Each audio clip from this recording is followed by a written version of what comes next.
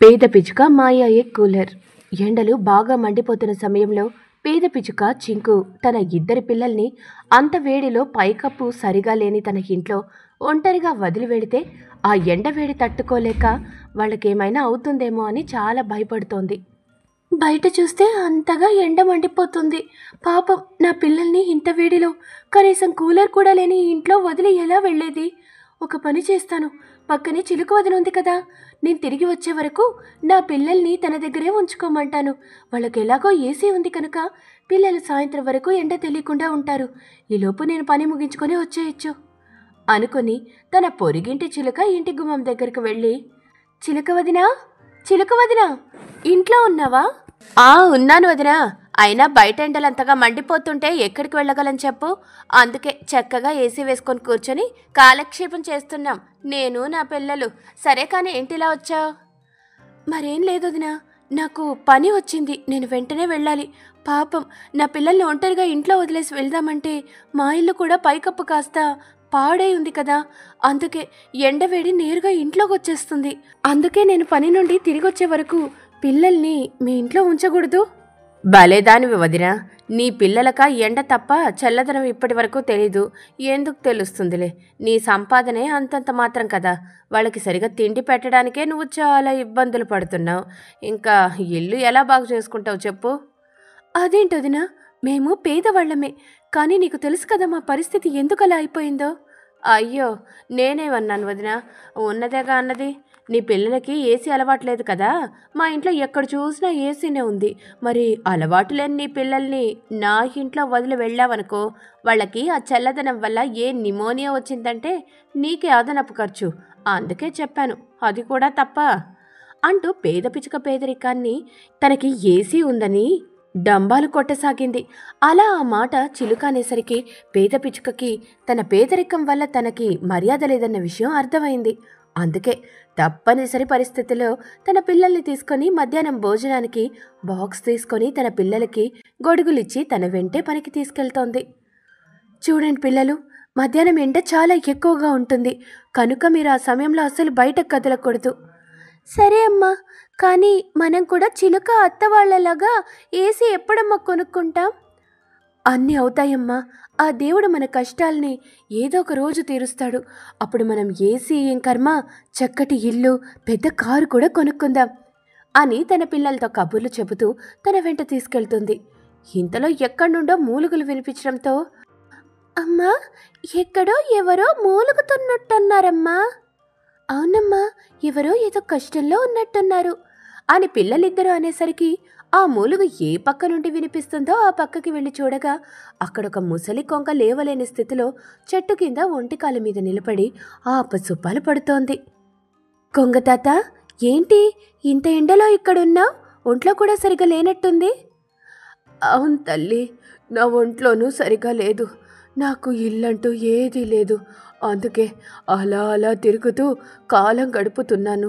ఎప్పుడైనా ఏ మంచి మనసున్న వారికైనా నా మీద జాలి కలిగితే ఇంత ముద్ద పెడతారు, అదే తిని బతుకుతున్నానమ్మా. అవునమ్మా, నీ దగ్గర తినడానికి ఏమైనా ఉందా? చాలా ఆకలిగా ఉంది నాకు. ఉంది తాత, నేను పనికి వెళ్తున్నాను.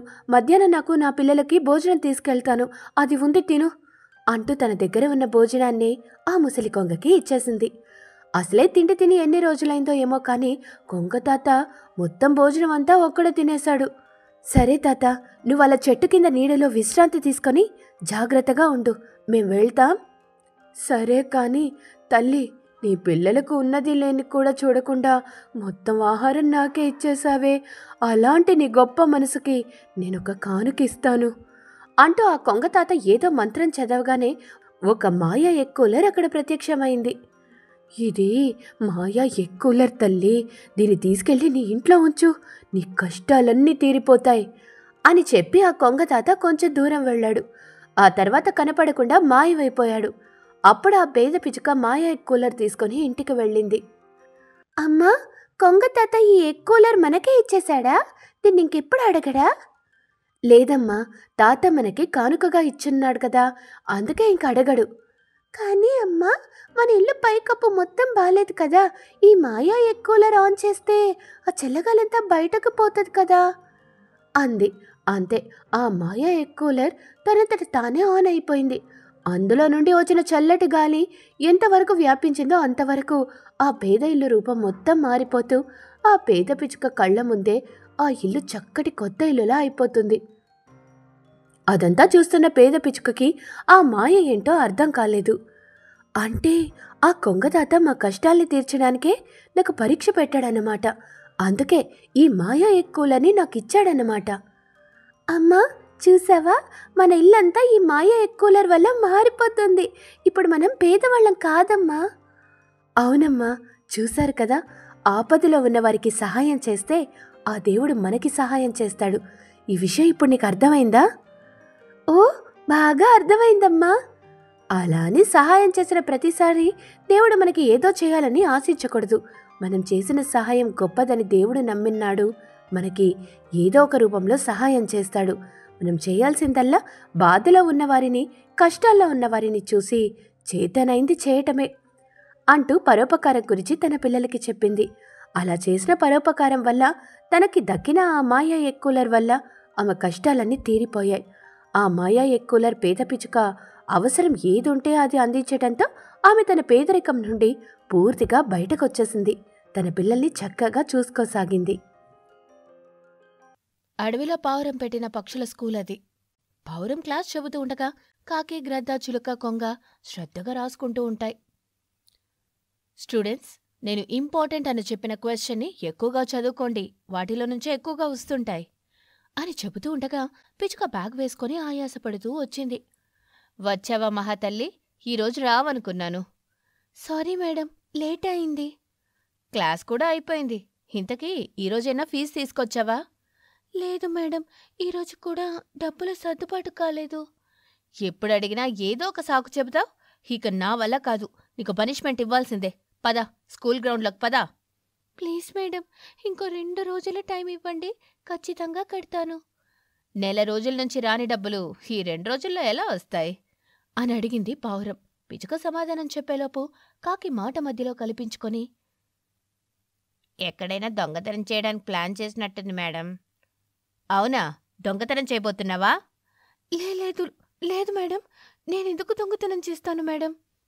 మరి చెప్పు, 2 రోజుల్లో ఫీజు డబ్బులు ఎలా వస్తాయి, ఎక్కడ్నుంచి వస్తాయి?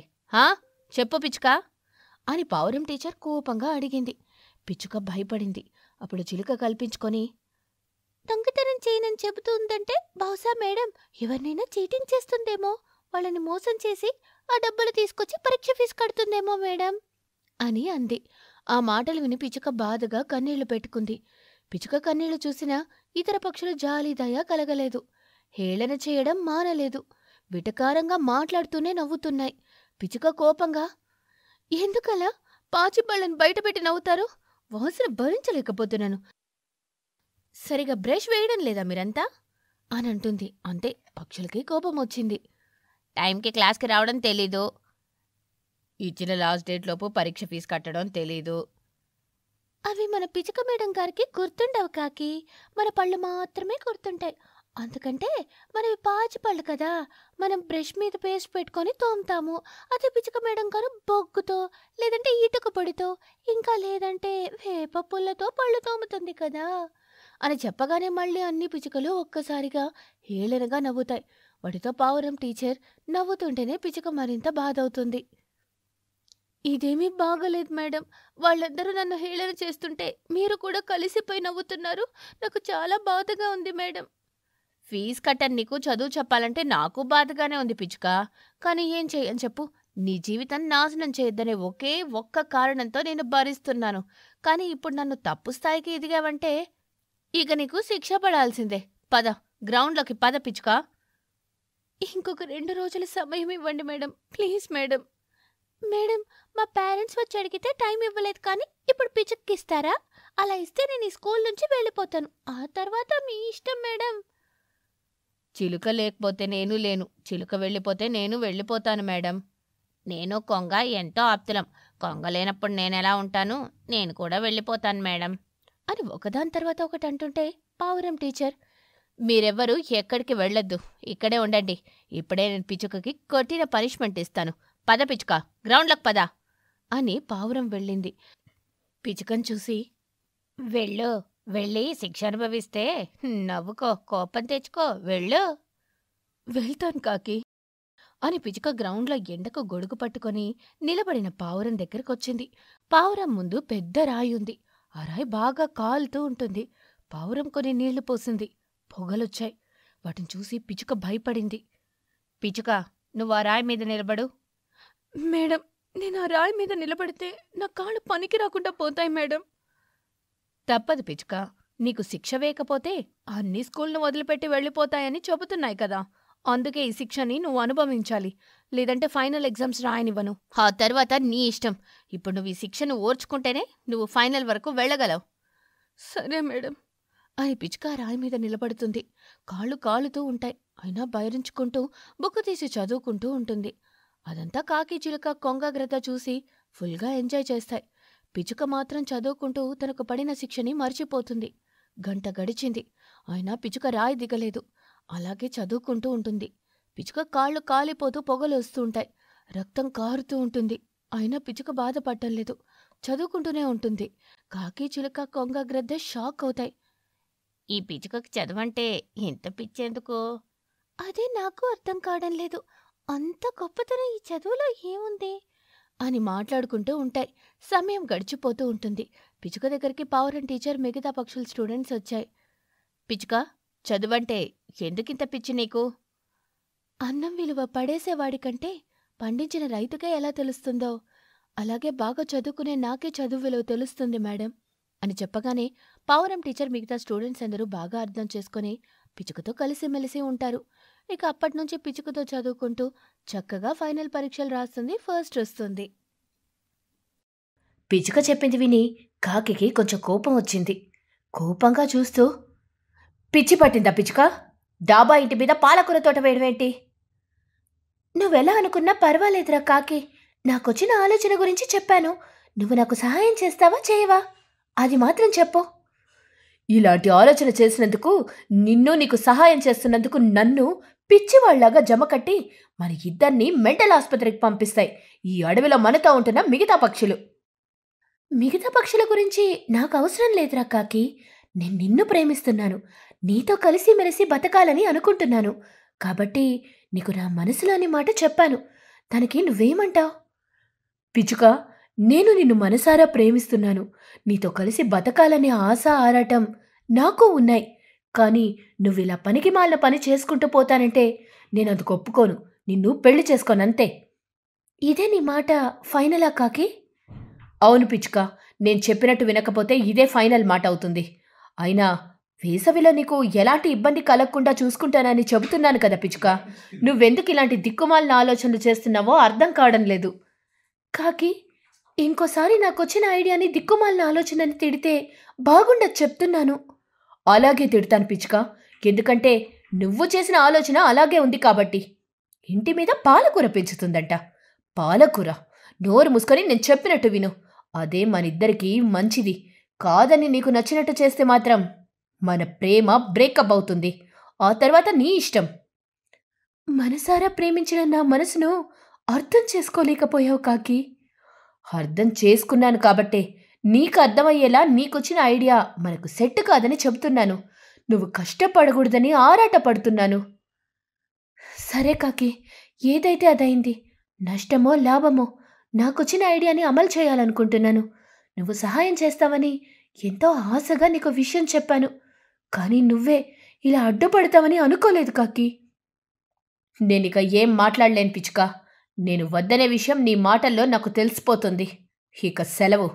నీ తప్పు తెలుసుకొని నువ్వే నా దగ్గరికి వస్తావు. అప్పటికి నాకు నీ మీద ప్రేమ ఉంటుంది. పెళ్లి కూడా చేసుకుంటాను అని చెప్పి కాకి వెళ్ళిపోతుంది. ఇదంతా కొంచెం దూరంలో నుంచి వింటున్న చిలుక బాధపడుతున్న పిచ్చుక దగ్గరకు వచ్చింది. బాధపడక పిచ్చుక, నువ్వు చెప్పిన ఆలోచన నాకు బాగా నచ్చింది. నేను నీకు సహాయం చేస్తాను. డాబా మీద పాలకూర తోటను వేయి. నన్ను ప్రేమించిన కాకికి చెప్తే సహాయం చెయ్యనని వెళ్ళిపోయాడు. నిన్ను నేను ఎలాంటి సహాయం అడగలేదు. నువ్వు నాకు సహాయం చేస్తానని చెప్తున్నావు. నువ్వు నా నుంచి ఏం ఆశిస్తున్నావు చిలుక? నువ్వేమనుకుంటున్నావు పిచ్చుక?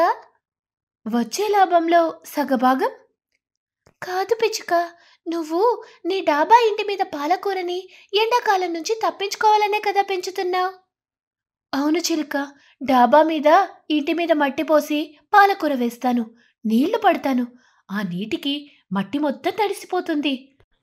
ఎప్పుడూ తడిగా ఉండటం వల్ల డాబా ఇల్లు చల్లగా ఉంటుంది. ఎంత ఎండ కాసినా ఏం కాదు, ఇంట్లో చల్లగా ఉండొచ్చు. నేను కోరుకునేది కూడా అదే పిచ్చుక. వేసవి మొత్తం అయ్యేంత వరకు నేను నీ పాలకూర ఇంట్లోనే ఉంటాను. వేసవి తర్వాత వర్షం మొదలవుతుంది కదా, అప్పుడు నేను నా ఇంటికి వెళ్ళిపోతాను. ఏమంటావు పిచ్చుక? సంతోషంగా ఒప్పుకుంటాను చిలుక. ఎలాగో నాకు ఒక తోడు కావాలి. నేను అడగకపోయినా నువ్వు నాతో వస్తానని చెప్పావు. సంతోషం పదా అని పిచ్చుక చెప్పి చిలుకను తీసుకొని తన డాబా ఇంటి మీద వాలింది పిచ్చుక. చిలుక, చూసావు కదా నా డాబా ఇంటిని? 4 మూలలకు కొంచెం కొంచెం స్థలం వదిలిపెట్టి మట్టిని పోసుకుందాం, పాలకూర నాటుకుందాం, నీళ్లు బయటకు రాకుండా చిన్నపాటి గోడ కూడా కట్టుకుందాం. ఏమంటావు చిలుక? అప్పుడు నీళ్లు బయటకు వెళ్ళవు. సరే పిచ్చుక అని చిలుక చెప్పడంతో పిచ్చుక సంతోషపడింది. చిలుకతో కలిసి ఆ ఇంటి మీదకు కావాల్సిన మట్టిని మోసింది. అలా పిచ్చుక చిలుక కలిసి 2 రోజులుగా ఇంటి మీదకు మట్టిని మోస్తూనే ఉన్నాయి. అదంతా దూరంగా ఒక చెట్టు మీద వాలి కాకి చూస్తూనే ఉంటుంది. ఏ పని లేని మంగలివాడు పిలిచి మరీ పిల్లికి షేవింగ్ చేశాడంట. ఇప్పుడు అలా ఉంది నేను ప్రేమించిన నా పిచ్చుక చేస్తున్న పని. అందుకు మళ్ళా తెలివైన చిలుక సపోర్ట్ చేస్తోంది, సహాయంగా ఉంటుంది. ఏమిటో ఈ తక్కువ పని అని అనుకుంటూ ఉంటుంది. పిచ్చుక చిలుక కలిసి డాబా మీద మట్టిని పోస్తాయి, నీళ్లు బయటకు రాకుండా తగిన ఏర్పాట్లు చేస్తాయి, పాలకూర వేస్తాయి.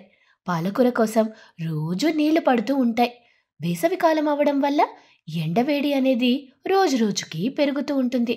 దాంతో అడవిలో అక్కడక్కడ ఇల్లులు కట్టుకుని ఉంటున్న పావురం, కొంగ, గ్రద్ద, కాకి అల్లాడిపోతుంటాయి.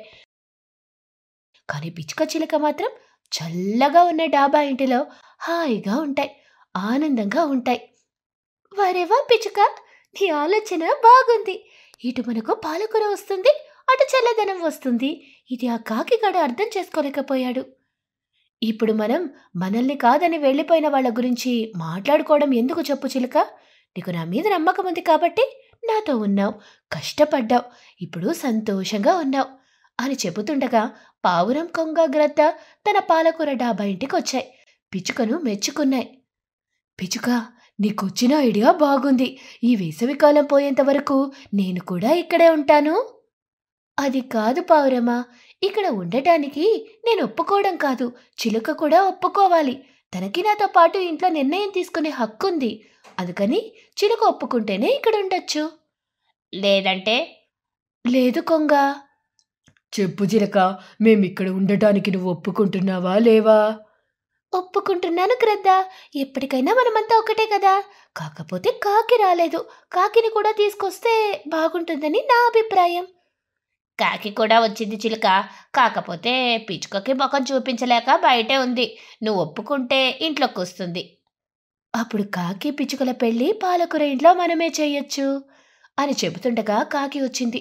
పిచ్చుకని చూస్తూ, సారీ పిచ్చుక, ఇక నుంచి నువ్వు చెప్పినట్టుగా వింటాను అని చెప్పడంతో పిచ్చుక కూడా సంతోషపడుతుంది.